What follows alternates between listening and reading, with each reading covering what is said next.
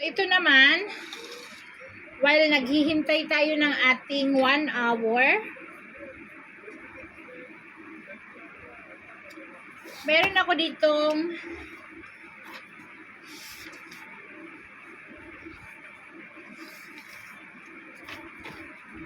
one, 2, 3, 4, 5, 6, 7, 8, 9, 10, 11. Meron ako mga 11 days monitoring every day for my sugar. Merong fasting blood sugar, merong wala. Depende sa aking pagising. Ang fasting blood sugar kasi is 8 hours.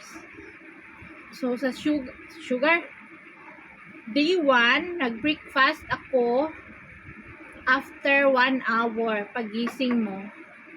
After 1 hour, after 2 hours. Pag breakfast ka, after 2 hours talaga yan, mag-check ng sugar. So, 109 ang aking breakfast after 2 hours. Sa dinner, hindi na ako nag-check kasi masyadong magastos ng strips. Ang mahal-mahal lang strips, mga sis. Sobra. Ngayon lang ako nag-monitor ng sugar kasi nga, pinamonitor ako ng aking doktor para sa teeth. Hindi pa naman ako nakakapagbunot ng teeth kasi nga, budget, wala pang budget. Una yung pagkain, tapos lockdown ngayon. Wala akong lunch sa dinner. Day 1 ng dinner is after 2 hours, 128. So, yan. Sa day 2, mayroon akong FBS. Fasting blood sugar. Fasting blood sugar. Ang aking fasting blood sugar, it means 8 hours fasting sa gabi until umaga na walang kakainin. Ang aking FBS result is 97. So, ang aking breakfast after 2 hours is 116. Alam nyo guys, itong 116 after breakfast, ang kinakain ko nito is black coffee and 4 boiled eggs. O diba, 116. Kaya siya low. Kaya ang black coffee ko, no sugar. So, napaka-nice yung ating 116 after 2 hours breakfast of black coffee and 4 boiled eggs. So, yun. Sa dinner naman, after 2 hours is 158. 158 ang ating dinner. So, sa day 3, breakfast after 2 hours. Sa day 3, meron akong FBS or fasting blood sugar, 150. So, ang normal range lang talaga ng sugar is 80, 90, and 100. So, ako is 150. May sugar na talaga ako, 18 years na akong may sugar. 18 years na akong diabetic. So, yun. Sa day 3, 150 ang aking fasting blood sugar. So, breakfast after 2 hours, 186. 186. I ate this one rice. Kaya, mataas. So, dinner after 2 hours, 252. Alam nyo ba kung bakit naging 252 after dinner? Kasi, lumabas kami ng in-laws ko ng nagpizza at saka coke. Nung ano to, nung Eid ata to noon. Yung Eid, oo. Basta yung holiday dito. Kumain kami sa labas.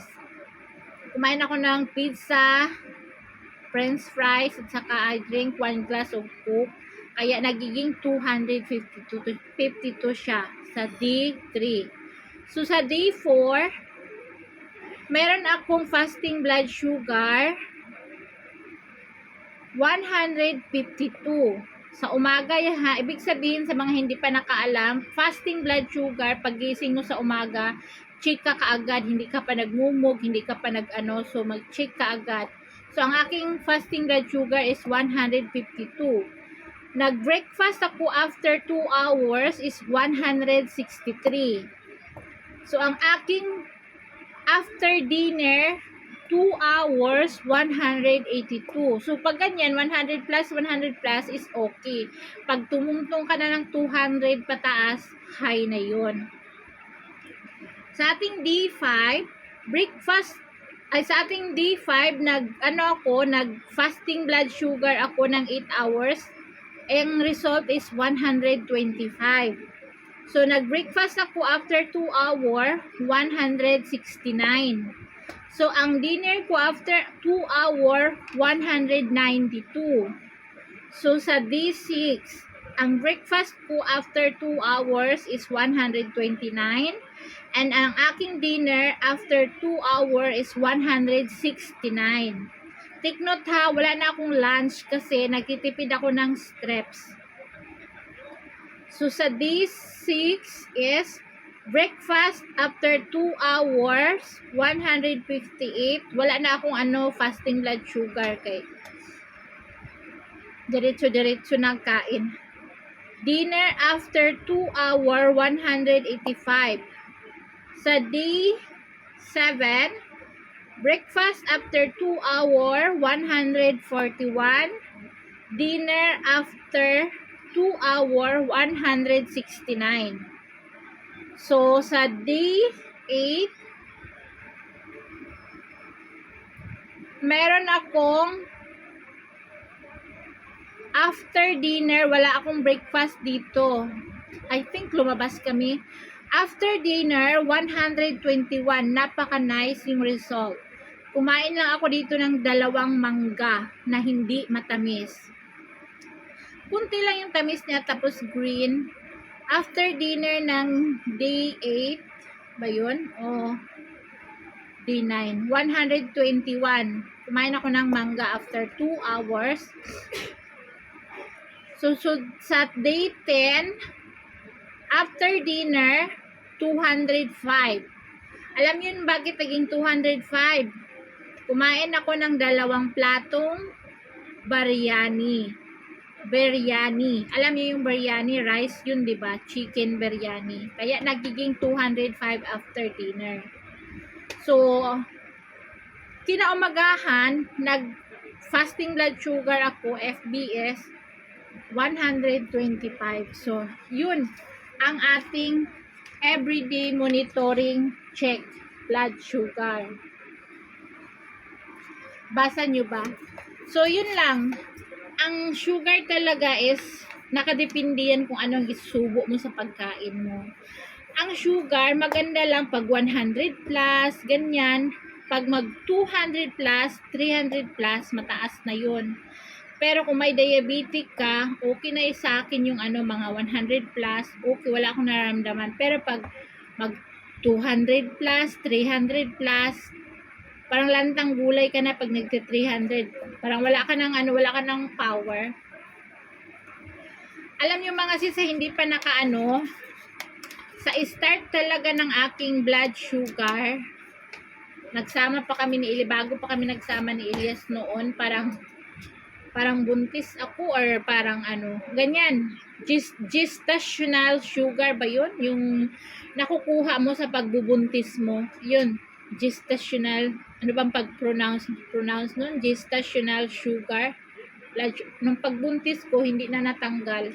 Yung iba kasi, natatanggal nila pag after mga anak. Sa akin, hindi na. Kasi alam nyo kung bakit. Doon ako nadali sa white rice.